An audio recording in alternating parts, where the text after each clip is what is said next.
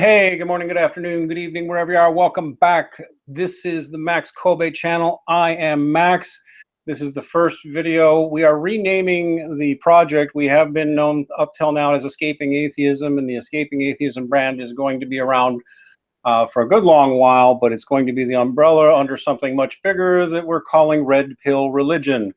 Red pill religion is there to give you one red pill, which is that atheism is stupid and that it's intelligent to believe in the supernatural and things like God. And another is that you can't trust somebody just because they say they're against feminism.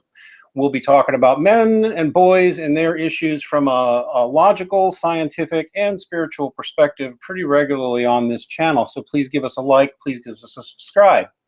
Now, legally, you may know I work under the name Max Kobe, and I insist that my friends and opponents call me that online because it is my Christian name, and I do it to honor Maximilian Mary Kolbe, who was murdered by the godless Nazis for the crime of being a faithful Catholic priest there at Auschwitz. And my legal name is truly nobody's business, and I want you to leave my family alone, please. But that said, you will know me under the name Dean Esme. You will have seen me in Red Pill movie. I was also the former managing editor of the men's human rights site, A Voice for Men. I even helped christen the term men's human rights. I am also, despite denials you may have heard elsewhere, one of the co-creators and co-founders of the Honey Badger Brigade, although like many, I was edged out. The Honey Badger Brigade, by the way, that you see within Red Pill movie is not the Honey Badger Brigade that existed in 2014 when Red Pill movie was created. In fact, most of the original people involved in that project were edged out by a lady named Allison Tiemann. Of course, she was there from the beginning, but managed to eject most everybody else. I'm sorry if she doesn't like that, but it's that being mentioned, but what happened. And we have been spending considerable time on this channel in the last few weeks especially. Although we do much other content here, we have been looking, you might want to look for a video we did not long ago called Reconstructing Allison Tiemann's Honey Badger Postmodernist Tripe. We'll make sure that's in the low bar and on escapingatheism.com. Our old friend Matt Schultz from Schultz Brigade also joined us in a discussion of not just Honey Badger Brigade and their nonsense, but the general decline of nerd culture that has happened as ideologues of various stripes have invaded it. And those ideologues would include, I'm afraid, some of the folks, not all of them, in the Honey Badger Brigade orbit. In previous videos, we looked at the bad theology. And literally in that video, she got everything about ancient Christianity wrong. And I mean just about everything. And one of the things you should know, if you're going to trust somebody as a leader, if they're not telling you the truth about history and they're peddling you dodgy science, you have no reason to believe anything else they say either. Now, this original video, which you will find under the name Fixed Professor Peterson, Cultural Marxism is Not the Problem. And it is a 23-minute, 18-second presentation by a woman who is an actual Marxist, or was raised one so far as we can tell, thinks like one, talks like one, rarely admits that she is one, although she seems to have come out of the closet with this particular video. In one video, we looked at the bad theology and the bad, lousy, in another video, we looked at the bad and lousy history. Tomorrow, we will be having on Mauritian Struggle, who is also an Englishman, a young man who recently began rethinking his own atheism, has a lot to say about the fake, phony history that the Honey Badger Brigades tends to trade in. We've already looked at some of it, but we're going to look at that more in depth. We've also looked at, as I said, other things. The bottom line is, tonight what we're going to be looking at is specifically what we would call, or what I would certainly call, the horrible message that the 2017 Honey Badger Brigade promotes to young men, which would have been anathema to most of the Honey Badger Brigade and most of the men's human rights activists of 2014. Honey Badger Brigade is turned into a place that looks nothing like men's human rights activism or advocacy to any of us. Now, joining me today is an old friend from Gamergate circles. For those of you who don't know, Gamergate was a a consumer revolt and something a little more that happened online and in the gaming industry some years ago. If you don't know anything about it, it's so hard to piece it all together. But if you start searching, you'll find information. There's a lot of people who know both me and my friend Paulo, the Gamediviner, who's joining me here. If you're from Gamergate, you'll know what it's all about. One of the things I can tell you happened to my friend Paulo is that he, along with certain other religious people, yours truly included, and others, were viciously attacked by people for the crime of being religious, i.e. not atheists. And there were efforts to drive us and others away. Didn't really work in many cases. But Paulo has always been interested in the men's rights issues. He used to hang out in the honey badger orbit, not as much as I did, of course, in the early days. And Paulo, like me, is a fellow Christian. And this time we're actually going to go straight after some of the dodgy assertions that are made here about Christianity. I will mention why this is important. We're not trying to change Tieman's mind or anybody on the Honey Badger Brigade's mind. That is too late. There have actually been efforts by religious men, multiple religious men, over the last 3 to 4 years to try to correct the fake history, fake theology, and fake science, especially as regards to the Christian religion. Young man, if you are caught in the Honey Badger orbit, I suggest you get out. They're teaching you a stupid message. Now, you all came in expecting some Jordan Peterson, and I'm going to start with a little of that, and I'm going to end with a little of that. So here's about 40 seconds of Jordan Peterson that I think helps set this up. Then we're going to bring up some more video by the Honey Badger crew and the Honey Badger cult leader, Allison Tiemann. That's what I call her, not Paulo's words, but I'll stand by those words. She is a cult leader. If you're in there, you're being taken advantage of by a cultist. That is what I truly believe. In any case, no further comment. I'm going to read you something about, I'll play a little bit of Jordan Peterson here. Since Honey Badger Tiemann's first video was addressed to him. Here's some Jordan Peterson. The fact that the postmodernists dare to be Marxist is also something that I find, I would say, not so much intellectually reprehensible as morally repugnant.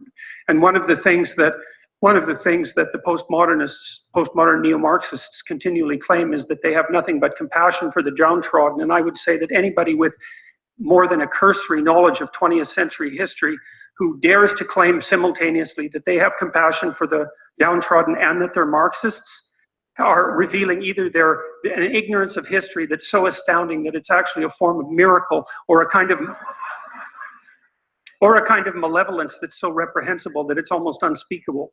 Because now, that is actually true, and I will re-emphasize for you that at this point, the late 2017 Honey Badger Brigade is a neo-Marxist organization. It simply is, and it is led by a neo-Marxist who usually won't even admit it. Now, I'll go ahead and introduce Paulo. How you doing, Paulo? I haven't seen you online in a while. Oh, thank you very much for having me, Max. I've taken a long hiatus from all my stuff from Gamergate. As you did detail, it was pretty rough. There was a lot of things that are going on there, and by the end of it, I had a very public meltdown in terms of psychological issues, as well as people like trolling me from all different sides. Made me take some time off and really get down to my roots. And I have to say that I'm eternally grateful for Dr. Peterson. Even though I'd been journaling for about a year, leaving the internet, it was Dr. Peterson who, around November of 2016, when I ran into him, that I started actually watching his videos, going through the exercises, especially for self-authoring, that I really started assessing what I was doing and why I was going in certain directions. And thankfully, I had a very supportive family, a great amount of good coworkers to actually help me through this all. And I have to say I'm incredibly grateful for Dr. Jordan Peterson. One of the things that I thought was really interesting was that when I had initially found him, I actually found an interview with Dr. Peterson with the Honey Badgers. I think it was December of last year. That's one of the reasons why Dr. Peterson came under my scope, basically, is because everyone started talking about him for some reason. And so, and I do still check up on people from time to time. So when everyone started talking about him, I started listening to him, and it really was an amazing experience for me. So from my perspective, like when I was listening to a lot of his videos and trying to understand what he's trying to work on, and I myself am trying to work on a thesis connecting his work with video games. Hopefully one day some people will read it, but right now it's just always busy behind family work, and that comes first. But either case, when I ran into Allison's video here about Dr. Peterson and her insisting that cultural Marxism is not a problem, I was extremely shocked at how she approached the situation. She was trying to explain that in no uncertain terms that the best solution is cultural Marxism. And if you queue up some of the clips that I prepared for you, this first one here, I was just astounded what she said. So go ahead, Max. We're going to go ahead and cue that up. By the way, I'm going to mention that one of the reasons Paulo and many others I've talked to did have a breakdown, but it's because atheism is a cult network that has well-defined techniques online for harassing and psychologically devastating people. The interesting thing is that once you spot the patterns and know how to flip the script on them, they become harmless paper tigers, most of them.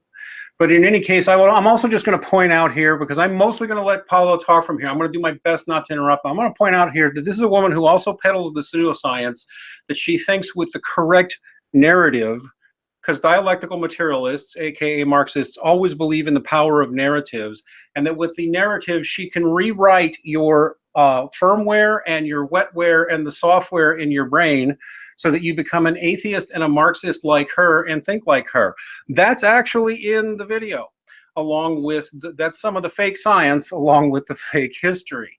It's very important that if you're caught up in the cult that this woman has created around herself, again, this is my opinion, Paulo is going to have his own comments. Really, you've joined a cult if you've joined this woman. And I hate to be so brass, but really, I support the Red Pill movie. I was in it. I'm proud of what I did in there.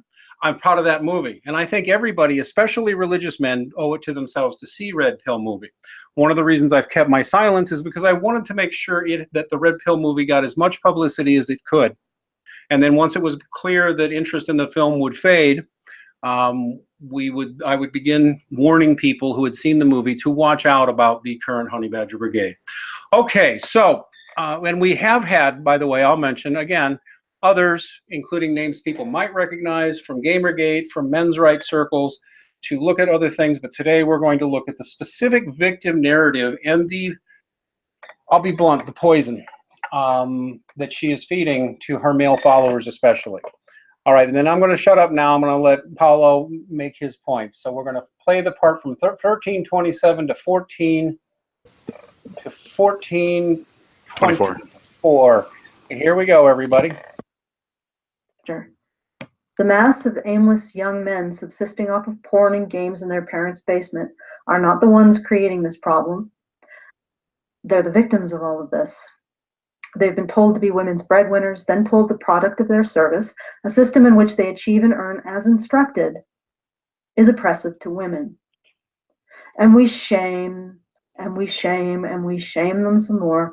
Heap that shame on. God knows that won't inspire them into rioting based on simplistic narratives in which they can ease their shame by playing the hero for black people or women or communism or pet rocks or whatever else can take the place of a damsel to save. Let's build that head of shame till every single young man throws himself into the fray to play the hero. That'll solve the problem of young men throwing themselves into the fray. Young men don't need to sort themselves out right now. Older men do, and so do women. Yeah, that's exactly when I realized that there was something seriously wrong.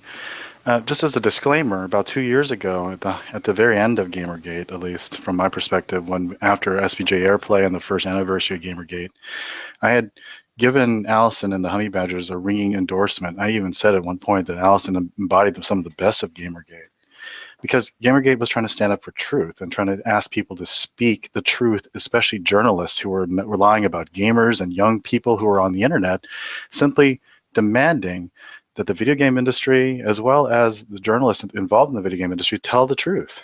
Now, with Allison saying this, it completely and totally astounded me. She's telling, the essence of Dr. Peterson's argument is basically that in order for us to solve the problem that we're facing right now, each and every single one of us, every individual, has to pick up their load, do their job, make something of their lives. Start small. Start with cleaning your room. I mean, that's a really great message. It's something that everyone can do, from the humble to the greatness that they every single person can do something to fix the world, and if we do enough of it, then we can make something great.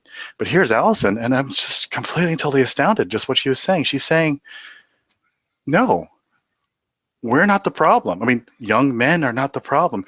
Everyone else is. Young men are the victim. Everyone else is the oppressor. The system is oppressing young men and shaming them to do work, shaming them to get married, shaming them to... I'm like, where have I heard this before? I mean, just to put some definitions, because you can call out everything saying everyone's a Marxist, but the real strict definition, you basically set up an oppressed and oppressor class. The oppressed has to fight the oppressor, because without that conflict, they can't bring about the utopia. In the sense of the men's rights movement, at least what she says the men's rights movement is, she's proposing that young men are the oppressed, they're the victim class. The oppressors are women and men who help women oppress and shame men to doing whatever job and duty it is, and leashing on burdens that they don't need, and therefore they need to throw off these shackles in order to come up with the utopia. The utopia, she called it in her video, Rome, or whatever that's supposed to mean. So when I was listening to that, I'm like, how can she not realize that she actually sounds like the mirror universe image of Anita Sarkeesian, where Anita Sarkeesian is saying that women are victims and there has to cast off the patriarchy, and the people who are evil are men, and the women who are internally, we call it internal misogyny, is what they have. And so here's Allison completely inverting it over and telling young men not to sort themselves out. I'm like, what happened? I mean, I don't know. I've been gone for 2 years, so I'm like, what the hell happened here? And I mean, she even goes even further, and around 16:10 and to 16, about the 16-minute, Max, if you can just cue it up right there, that she keeps on going, and I'm like, this can't be right. You wanted me to cue that up for you? I can. I already queued up the next video. Oh, not the next video. It's the next. It's 16:10 on the same video. 16:10 on the professor video. I will bring it up for you, sir. By the way, I will mention to any young man still caught in this strange cultural Marxist's orbit, in addition to mentioning again that she does not represent the original Honey Badger Brigade and is instead attempting to play off the fame of the Red Pill movie to make it look like she kind of created it, and she really didn't.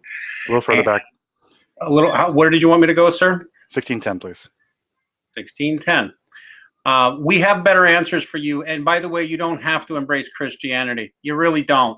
I mean, we love you too, but that's not the goal here. There's many alternatives and much, much, much more positive choices you can make than believing this narrative, which I'll repeat again is full of fake science and fake history too. Okay, how much did you want me to pay?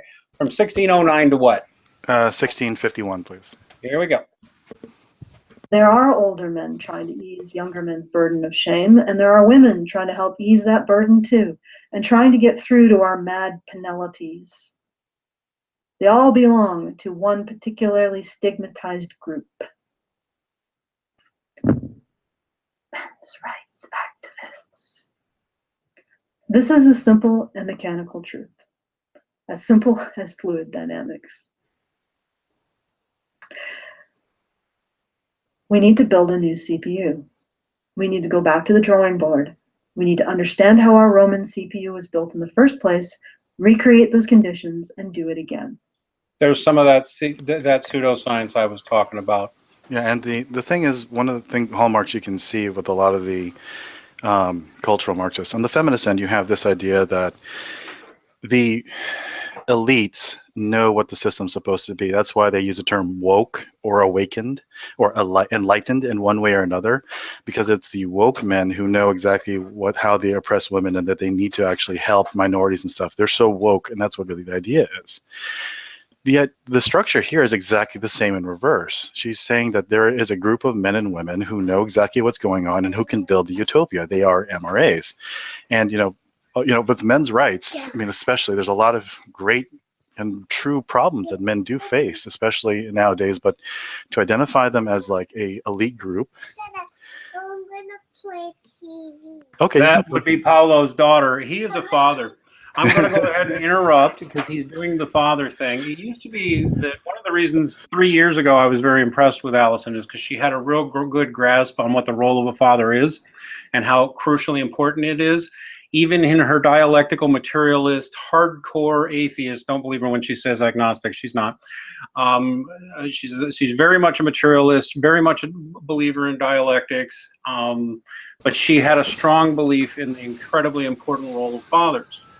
Unfortunately, what I would comment that she has done with this little cult she has built around herself, this little neo-Marxist cult, with help of pseudo-scholars like Peter Wright, currently over at A Voice for Men, who is also a cultural Marxist, is they are peddling an inversion of the patriarchy theory, which, like patriarchy theory, blames everything wrong on the Christian and, by the way, ancient Jewish religions. It's very obvious, it's very honest, and it's frankly things they both admitted when they didn't think they were being heard. And among the things that it does also, and one of the things I did notice, especially about these circles, whether they be the men's rights activists here or the feminists or the skeptics, they all talk about groups, right? Groups are the way that you solve the problem. It's because they fundamentally don't believe in the power of the individual. They don't believe that individuals are capable of not only redeeming themselves in the sense that they're able to fix things and bring about redemption in the world by instantiating the logos that Dr. Peterson's talking about, but that because you don't believe in that, you have to go with the next set of groups, which is next set of power, which is lies in groups and tribes. And that's how they fight. You have to get in the tribe. You have to be part of the tribe. Think like the tribe. Be one of the tribe. Repeat their memes. Repeat their ideas in order for you to fight the narrative so that you can win society to bring about the utopia. And if anyone who's a fan of Dr. Peterson, they know for a fact that this is the wrong way to go, because it only just increases tensions and violence. And this is what we're seeing nowadays, is that where people are increasingly dividing into tribes, a tribe that proposes to have the solution. And it's not about that. It goes down fundamentally to the individual. This is not a religious claim. This is just simply a moral claim. You don't have to be religious to know this is the truth. So when someone's coming around, like, I couldn't believe this is Allison's, because I believed in her so much. And now she's saying that, no, you as an individual can't do it. You have to join this in-group of knowing elites in order for you to solve and fix the world. And so, I mean, when this video came out, I was like, okay, I'm going to step back from this. This is just a little too much for me to deal with. And then she did a fan response, because that's when I was like, okay, I need to say something. And anyone who knows me, who's ever been through Gamediviner, knows I don't want to say anything. I just tend to want to take care of my family, take care of myself, sort myself out, because goodness knows I need help with that. But either way, like, her next video made me realize I had to respond. And that's the first part starts at 6 seconds. Max, if you can get that queued up for me, please. And my daughter's asking me to help her get Zelda set up. So hold on a second. Okay, well, while he's going ahead and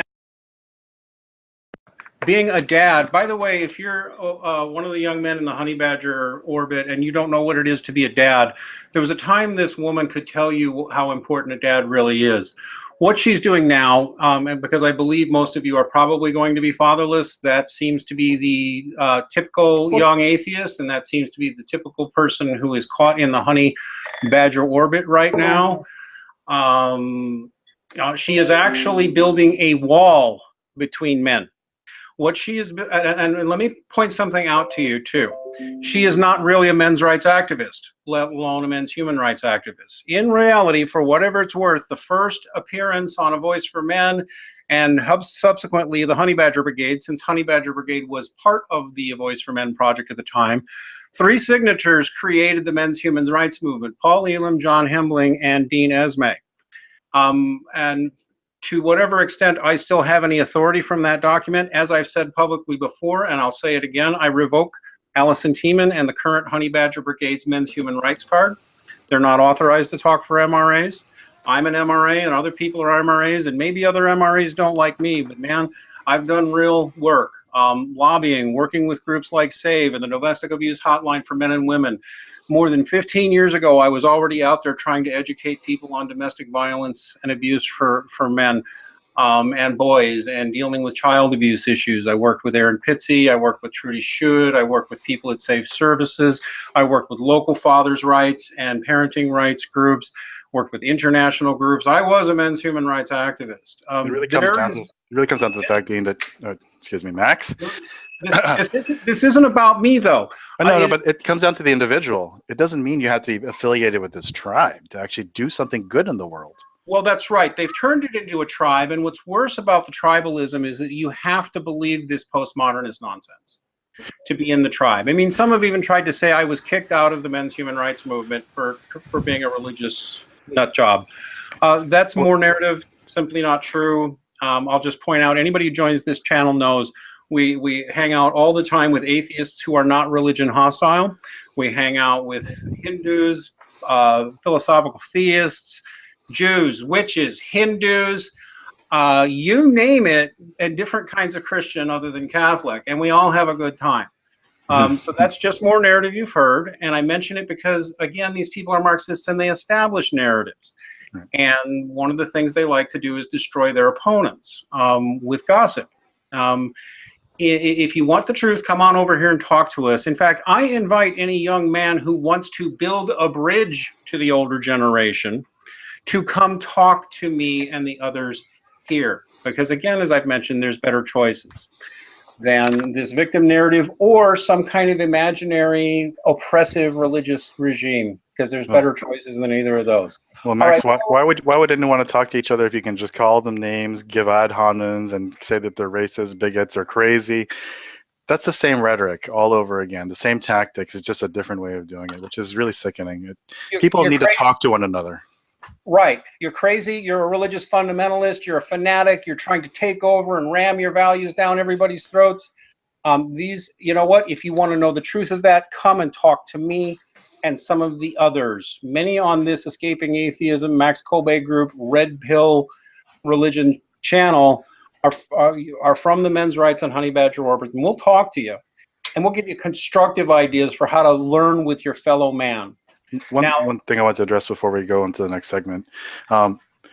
Somebody on the comments of the original video said, I wonder what Jordan Peterson would say about this. And more than anything, we're not going to play the video here, and I would highly recommend that Max put this into the actual description once we get this posted up. But I would highly recommend anyone who wants to know what Dr. Peterson would actually think about a lot of stuff that Allison's been saying, I highly recommend watching An Open Letter to the World by Dr. Jordan Peterson. He did a video about it, a very emotional video, but he specifically talks about the things that Allison's talking about: collaboration, tribalism, men's rights, all sorts of things like that, that he actually, point by point, pretty much tears apart everything that Allison's talking about. And he did this a year ago. He did it New Year's Eve last year. So it's almost as if he anticipated this video. In any case, if you don't want to listen to me and my rantings, go ahead and listen to that video, because that one I think could easily answer a lot of Allison's claims. But I wanted to get into the segment here with this video and really point out this is really what got under my skin. I'm going to go ahead and play it now, but I'm going to repeat. What Allison is doing is making you afraid to talk to older men and to build bridges to them, which is strange because historically she would know that older men are the ones who pass younger knowledge on to younger men. And she's putting herself between you and older men. I promise we're not all going to make you be Jesus freaks. We won't even make you come to Jesus if you don't want to. Just come talk and learn from older men and their wisdom.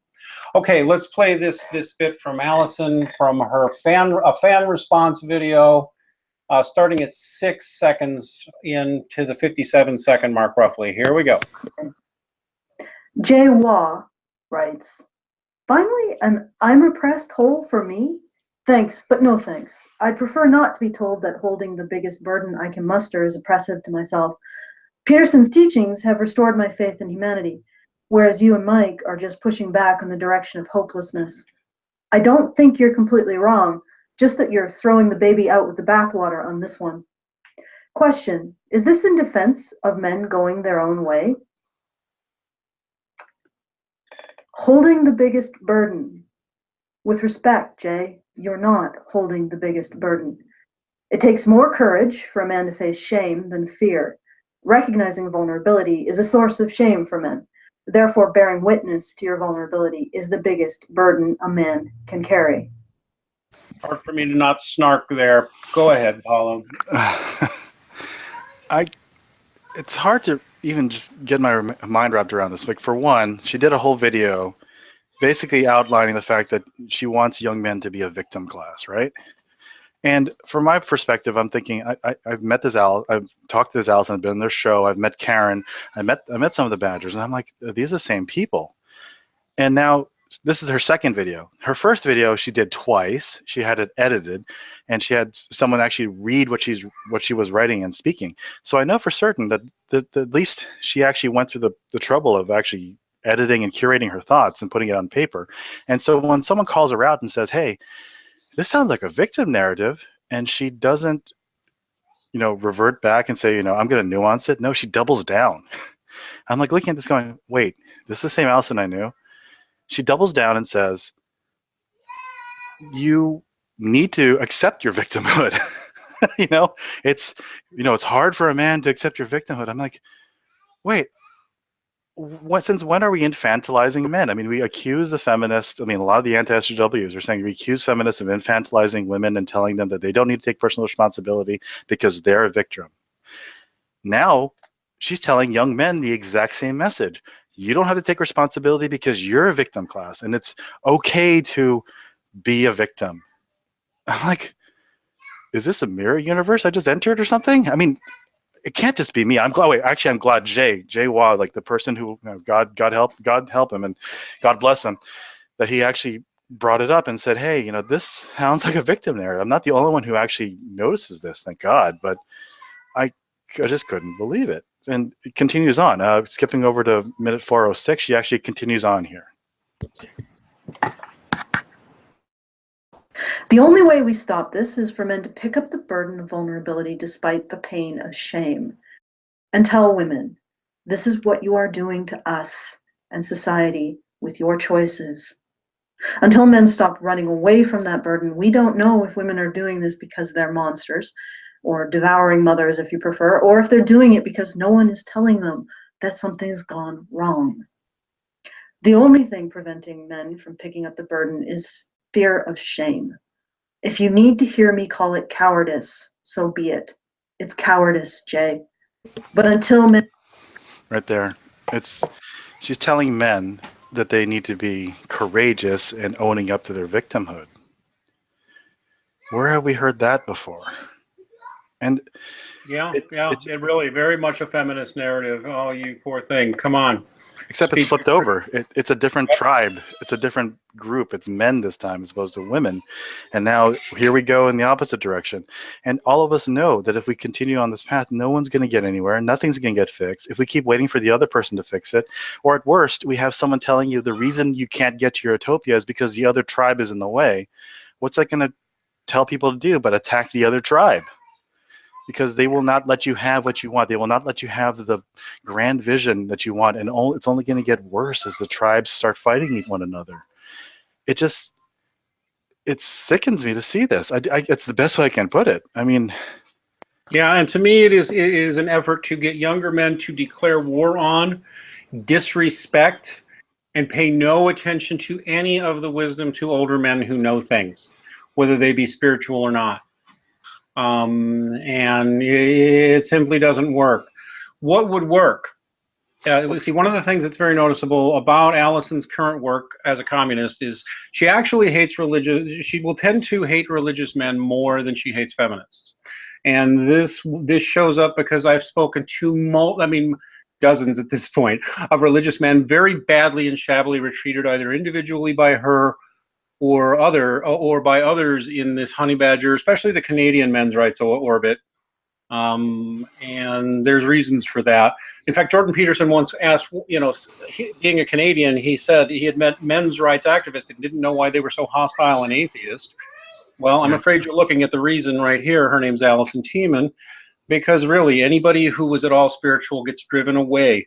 Older men with knowledge and experience get driven away in these supposed men's rights circles. But in any case, should we just go ahead and play your next segment at the 5:42 mark?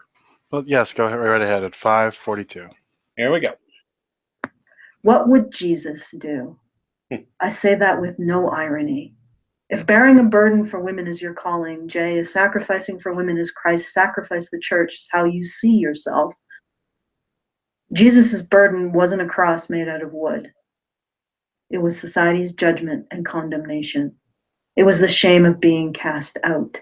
If you think of him as a mythic figure or a god or even just a man, can you imagine in those dark moments of doubt that we all have, he felt shame at the thought of being so naked, his suffering laid bare and open for the entire world's eyes.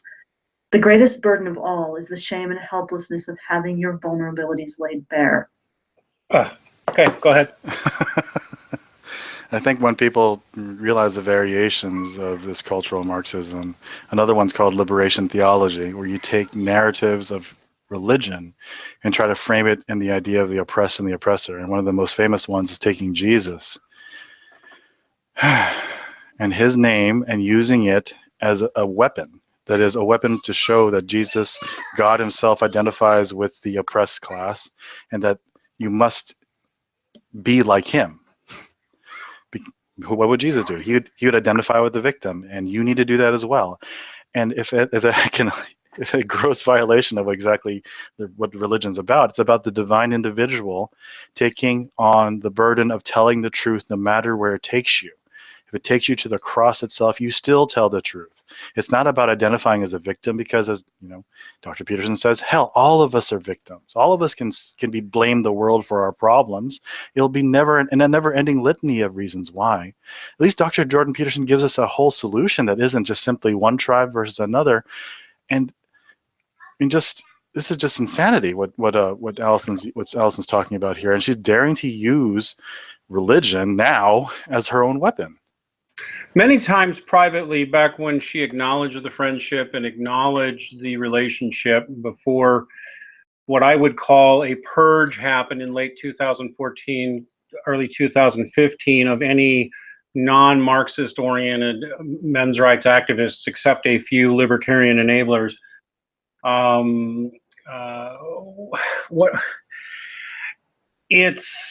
This is an inversion of almost everything that the men's rights activists up to 2014 were fighting for. And I just have to note, since we're talking about the theology here, Allison consistently gets Christian theology wrong, although I will give her and the Badger Orbit some credit. And if they had actually been open to talking to religious men all these years, they might have heard this before. I would actually criticize Jordan Peterson for concentrating too much on what these people would call a gynocentric narrative. I used to defend that term. I don't anymore because I know the ideology that's under it. Jordan Peterson does like to emphasize the importance of the mother and child figure in Christianity and the importance of that mother-child relationship and the need for men to sacrifice for women. What he doesn't mention, and what more people need to, and men's human rights activists who were not hostile and ignorant about religion could point this out. The Christian religion, the Bible in specific, but also the Christian tradition, the traditionalist conservatives like us, who believe in something called sacred tradition, can tell you it's loaded with obligations on women. It's loaded with what within the Catholic tradition we call the principle of complementarity.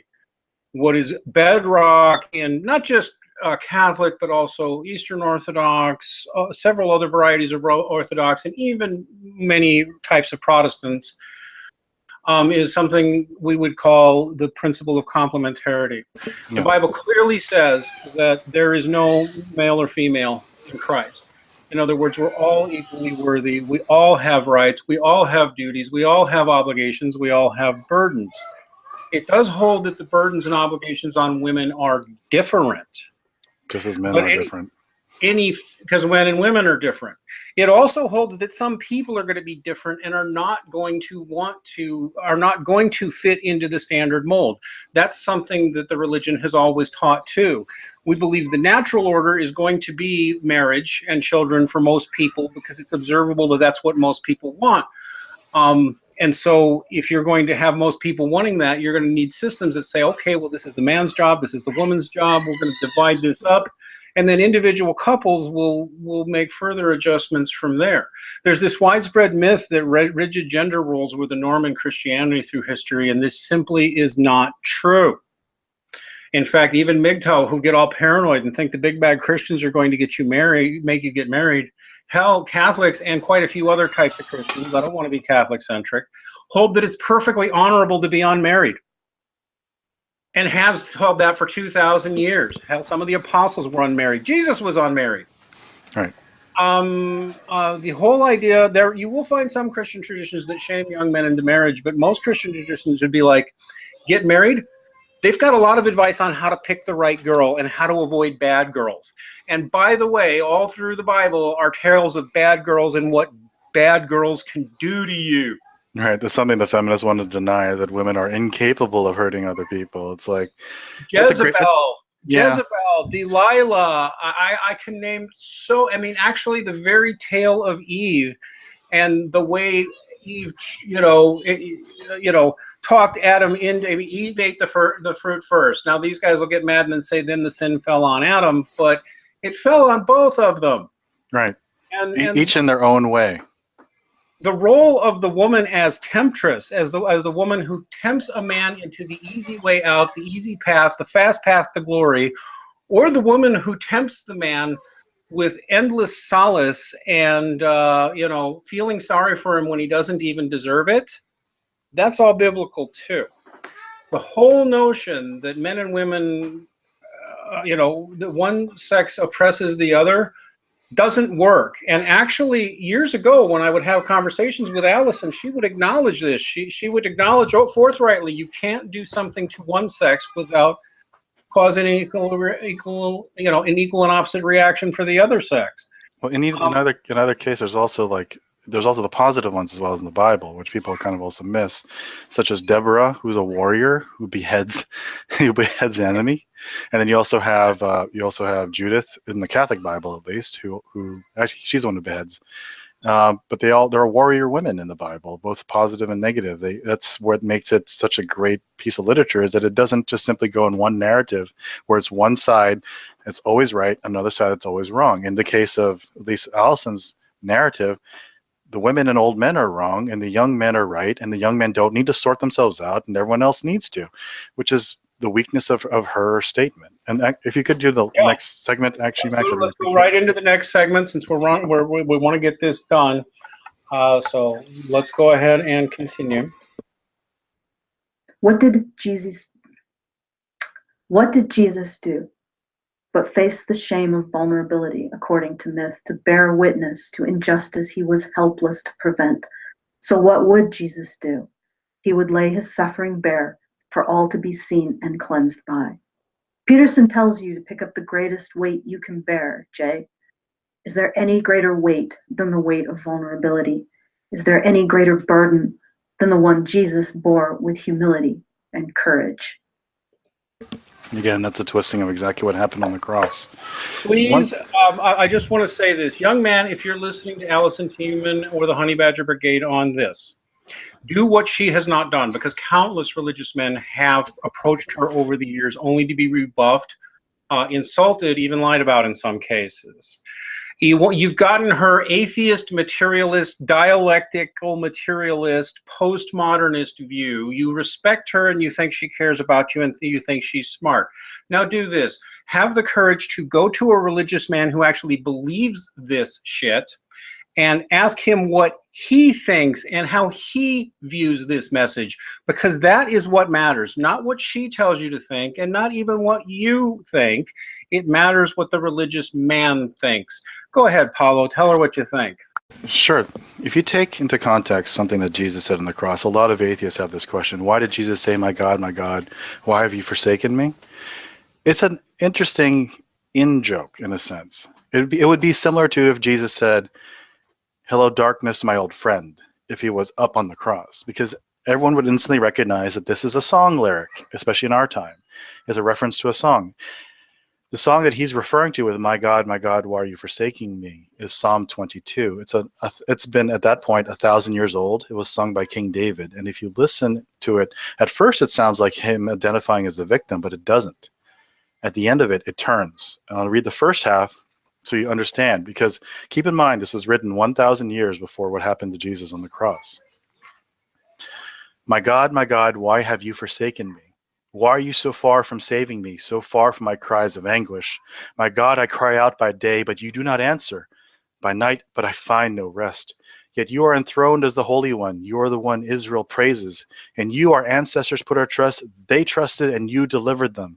To you they cried out and were saved, and you they trusted and were not put to shame.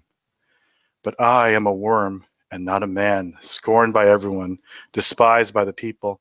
All who see me mock me. They hurl insults, shaking their heads. He trusts in the Lord, they say.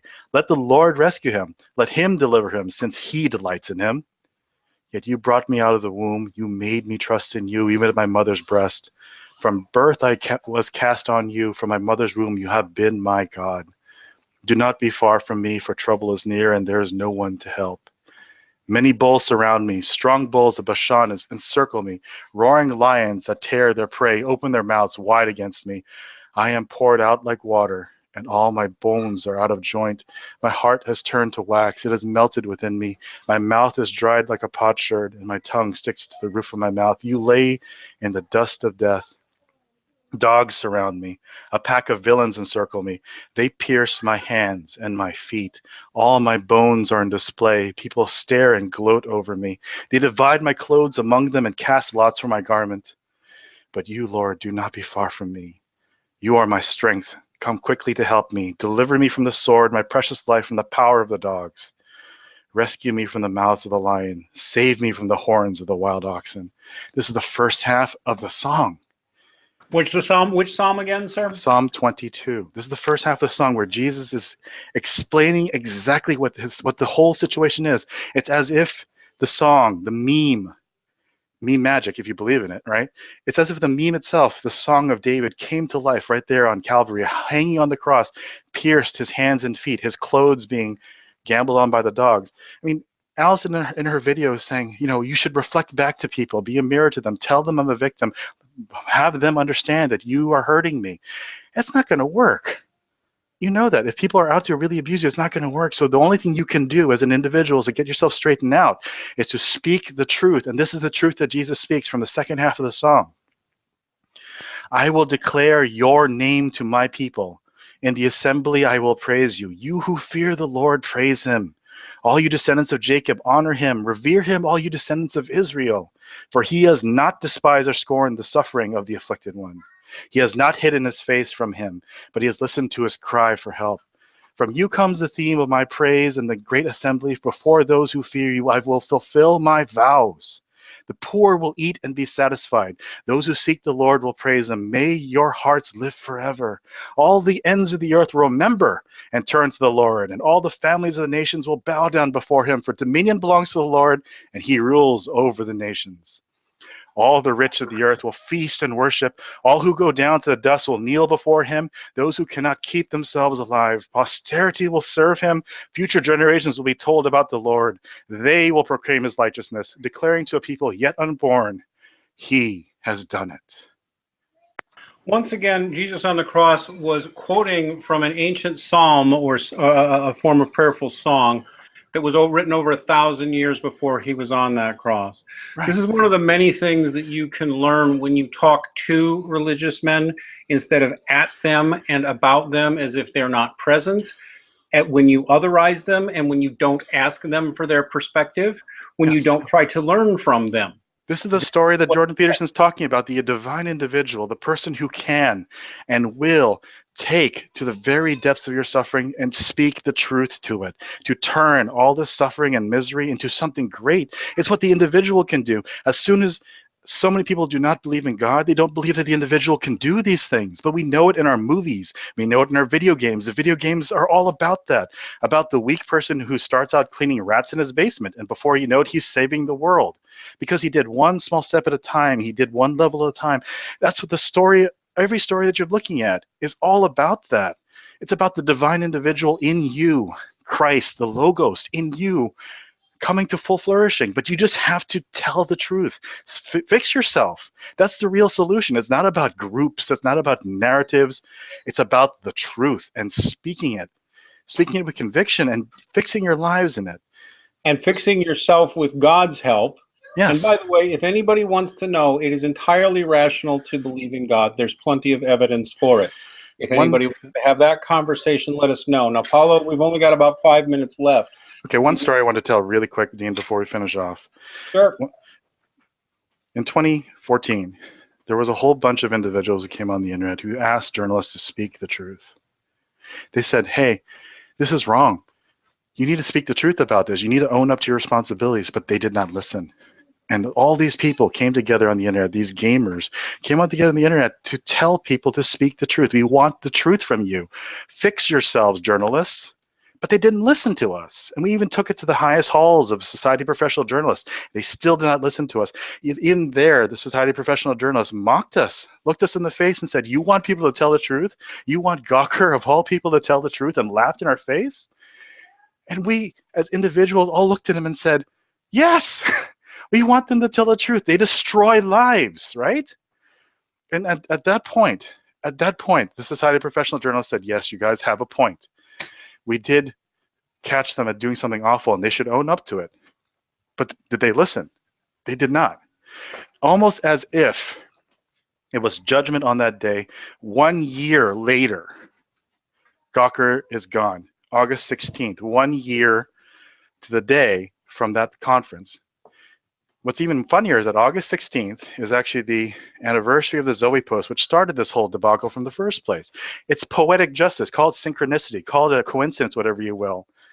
But that's what happened. It was on the 16th. And what's even funnier is that Gawker itself was sold off, and it disappeared from the internet August 22nd.